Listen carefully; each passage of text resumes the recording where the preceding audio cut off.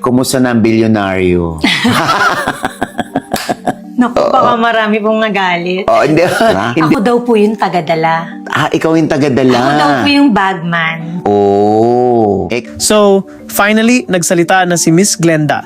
Yes, Glenda Dela Cruz, the young skincare tycoon behind Brilliant Skin Essentials Incorporated, has now directly confronted the accusations na siya raw ay money laundering agent o tagalaba ng pera ng controversial politician na si Zaldico. Actually, nagulat po ako kasi after 2 weeks of my vacation na sobrang jet lag pa ako, biglang may lumabas po na blind item na sinasabi po nila na there's a possibility that Miss Glenda is linked with Zaldico because she went in Portugal. Yung ganun po. So, nung una po, kinabahan po talaga ako. Yun po yung una kong reaction. Kasi po, to be linked to someone na fugitive, hindi ko po alam kung paano po yung magiging reaction ng mga tao, kung ano po yung effect sa business ko. Sa kanyang recent interview with Ogie Diaz, diretsahan niyang sinabi wala raw katotohanan ang lahat. Fake news, paninira, crab mentality. So nagulat po talaga ako nung nakita ko po yung blind item. Pero kilala mo ng personal si Zaldico? Ay, hindi po. Kaya nga po sobrang nagtataka po ako kasi we never met.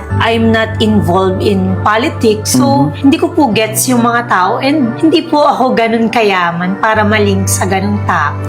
According to her camp, legit ang kanyang yaman, legit ang kanyang negosyo at 111 million pesos daw ang binayaran niyang income tax. Malinaw ang mensahe niya.